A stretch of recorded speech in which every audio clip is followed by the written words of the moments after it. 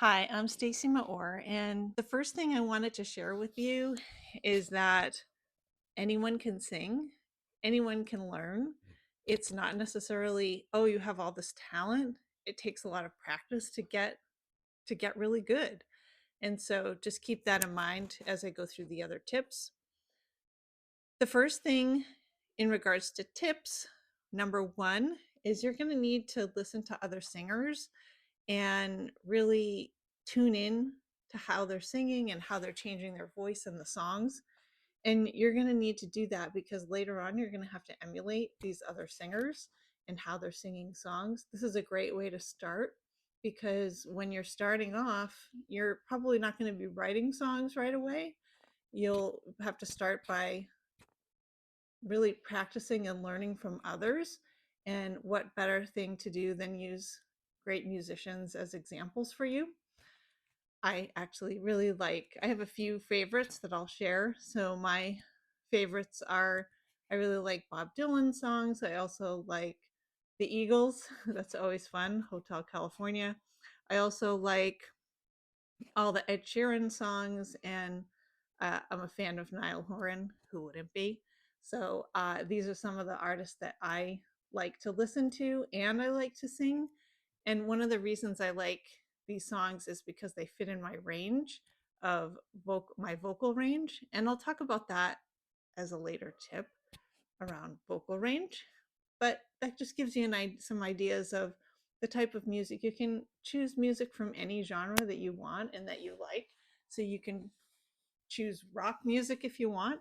You can choose folk music, whatever you want to listen to, and then just listen to how the singers are singing and how they change the voice. This is going to be the greatest thing that you can do in your first step in learning for singing.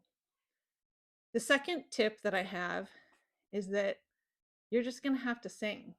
You have to sing. It's hard to do when it may not sound that great in the beginning, but if you just do it, you will get better. So you need to figure out a way to sing in a way or in a place that not other people are hearing you, so you can feel not embarrassed, I guess would be one way to put it. I like to sing in the car, so that's easy for me to just turn up the music and sing in the car by myself. I also like to go outside and sit and sing. This is another place, or you can just find a room in your home where you can shut the door and sing and not bother everyone else with your singing.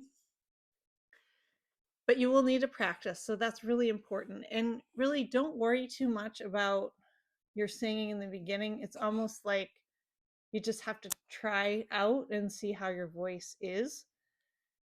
The next tip, which is item 3, we'll get into more about your voice. So tip 3 is discovering your range. So when any beginner singer starts out, they're not going to have a huge vocal range, most likely. They have to work on expanding that range.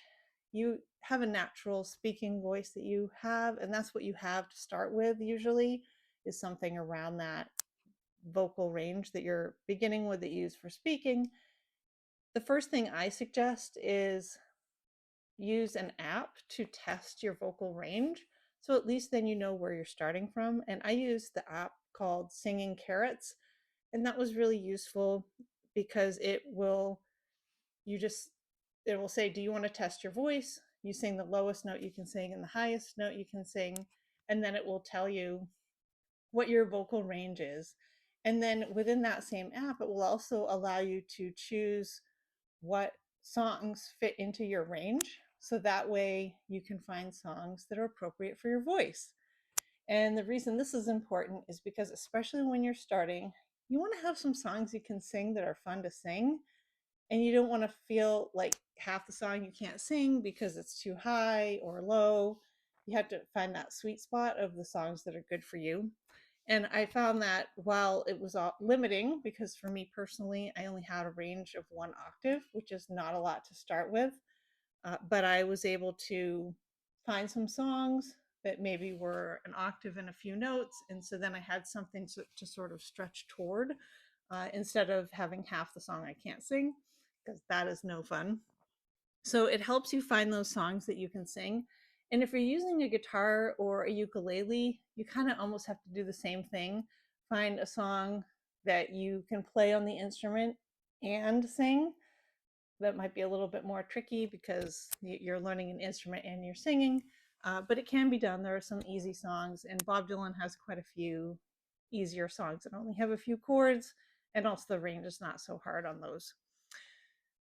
So that is what I suggest for discovering your range. And then once you do know your range, choose songs of artists that you really like. So for me, I like Ed Sheeran and Niall Horan, and I also have a song from Lauren Daigle. She has an alto voice, so for me, I align to that range really well. And so I was able to pick up one of her songs. Also, I have played Coldplay's Yellow in the very beginning. It's another song that doesn't have a huge range or a lot of chords. Just a few ideas for you to consider, but choose the songs that you like and that you want to either sing and play at the same time. So item 4 on my list of tips is you need to take care of your voice. You have to treat your voice like any other instrument. It needs care. You can't just abuse your voice and expect it to deliver results for you. My suggestion is to make sure that you hydrate a lot. Make sure you're drinking water. Water sitting on my desk here. So you always have water at hand.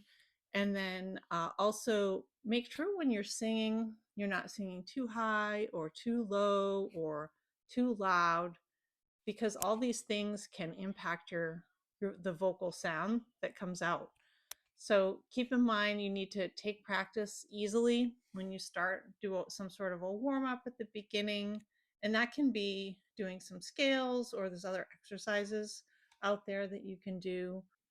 So just find something that works for you, but make sure that you do some sort of warm up, that you stay hydrated. And then when you are singing, try to sing songs that are mostly in your range, and then have these opportunities to do a little bit of stretch into other songs.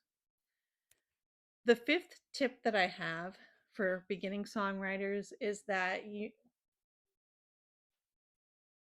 isn't this about singing? It is about singing. So tip number 5 on my list is to practice, practice, practice. So the more that you practice, the better you will get at singing, and you will improve being able to match the pitch of different songs. That if you listen to the song, then you should be able to then sing it. So that would be the goal, is that you're able to listen and then sing the same note. And as you learn and practice more, you'll be able to do that. It just takes a lot of practice. And I started off with 1 octave, and now I'm at 2, and it's been 1 year. So you can slowly expand your range. Some people will really focus on that range expansion up front. I ended up spending more time on starting to write my own songs and other things. So it's kind of whatever you want to do. But naturally, your voice should expand in range over time, especially if you're singing, continually singing. Those are my top 5 tips for beginning singers. I have other videos about singing, songwriting, and finding your musical happiness and confidence.